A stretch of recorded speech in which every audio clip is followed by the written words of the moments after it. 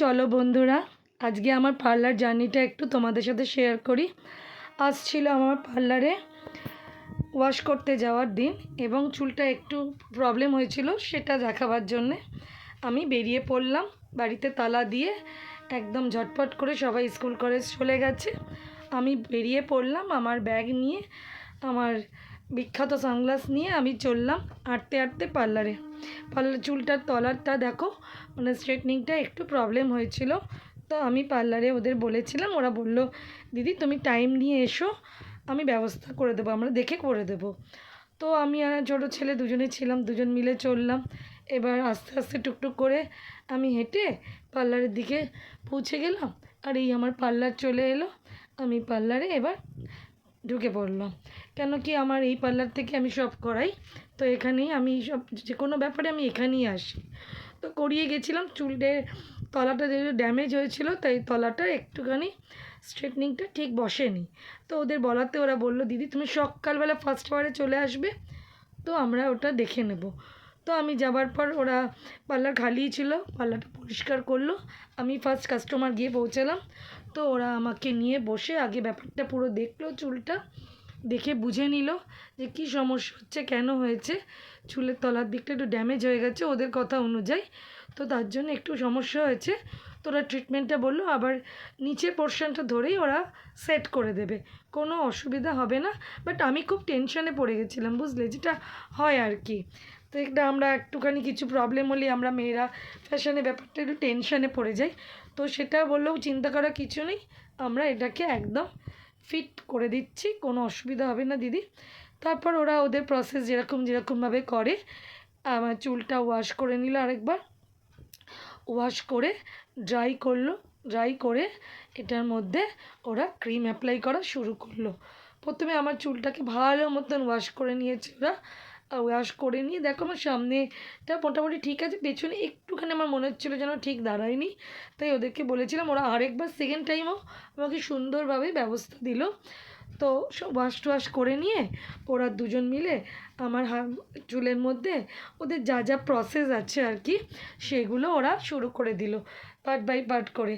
তো আমি তো মনে খুব টেনশনে পড়ে গেছিলাম, তো আমার টেনশনে কদিন ধরে মুখ চোখের অবস্থাও খারাপ, কেন যেহেতু একটু সাজতে গুজতে ভালোবাসি, এটা বরাবরই, যেমন রান্নাটাও ভালোবাসি, সুন্দর করে রান্না করে সাজিয়ে গুজিয়ে প্রেজেন্ট করতে মানে বাড়ির লোকেদের, তেমনি আমি এটাও খুব ভালোবাসি যে আমি সুন্দরভাবে সাজুগুজু করে নিজেকে মেনটেন রাখবো।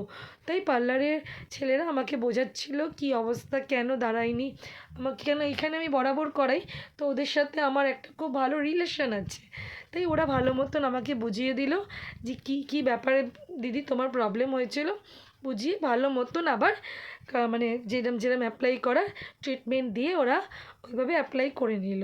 তো এইভাবে আমি যখন মানে গিয়ে পৌঁছেছিলাম তখনও একটু টেনশনে ছিলাম যে কী দাঁড়াবে কী দাঁড়াবে না, কিন্তু আমি পুরো প্রসেসটা দেখলাম। ওরা কিন্তু দুবার আমার পেছনে খাটলো, যেহেতু প্রথমবার ওরা নিচের পোর্শনটা দাঁড় করাতে পারিনি, তো ওকে দ্বিতীয়বার ওদেরকে কাটতেই হয়েছে। কিন্তু যেহেতু ওদের সাথে আমার রিলেশনটা খুব ভালো, অ্যাকচুয়ালি আমি সবার সাথে একটু ভালো রিলেশন রাখার চেষ্টা করি।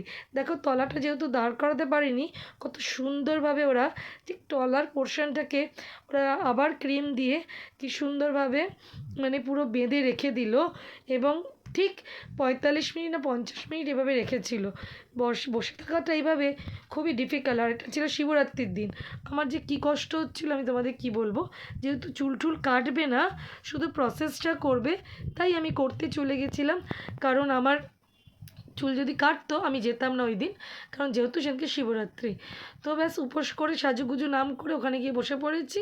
আর সাজার কথা এলে পলিসদ্দ সবার আগে চলে যাবে, খাওয়া না খাওয়া সব ভুলে যাবে। হ্যাঁ, তো যাই হোক এই হলো পুরো ঘটনা। তারপর ওরা আয়রন করছে, আয়রনটা করে খুব সুন্দরই এবার তলার পোর্শনটা দাঁড় করিয়েছে। এবার হয়ে গেল আমার, আমি এবার বেরিয়ে পড়লাম। দেখো চুলটা দেখলেই বুঝতে পারবে। এরপর ওরা খুব সুন্দর জিনিসটা দাঁড় করিয়েছে, আর আমার কোনো সমস্যা এবং অভিযোগ কোনোটাই রইল না। তো এটা হয়ে যাবার পর আমি ছেলেকে নিয়ে টুকটুক করে বেরিয়ে পড়লাম। এই দেখো আমি আসছি মোবাইল দেখতে দেখতে, যেটা ছাড়া আমি বাঁচি না, সারাক্ষণই মোবাইল দেখতে শুরু করে দিয়েছি। বেরিয়ে মানে মোবাইল দেখতে দেখতে রাস্তায় হাঁটছি, পড়লে পড়লো, পড়বো, মরলে মরলো, হাঁটতেই চলেছি মোবাইল দেখতে দেখে। চুলের পেছনটা দেখো এবার কি সুন্দর দাঁড় করিয়েছে। আমার প্রথমটা পছন্দ হয়নি বলে আমি গিয়ে বলেছিলাম, আর বলাতে ওরা এত সুন্দর করে আমাকে আবার ফিনিশিং করে দিল।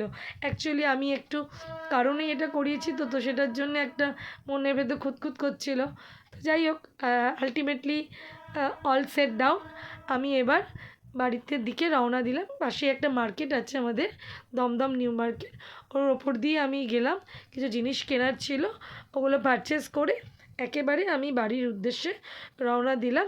এই দমদম স্টেশনের পাশেই আমার বাড়ি। তোমরা জানো সবসময় ট্রেন তোমরা শুনতে পাও, এই ট্রেনের গায়ে আমার বাড়ি।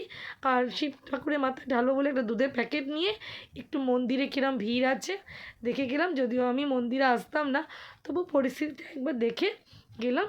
গিয়ে এবার বাড়িতে আমি টুকটুক করে হেঁটে পৌঁছে যাচ্ছি। বাড়িতে আসার পর আমার যেন শান্তি পেলাম। উপোস করে এই ধকলটা সকালবেলা খুবই কষ্ট হয়। তো এবার আমি বাড়ি এসে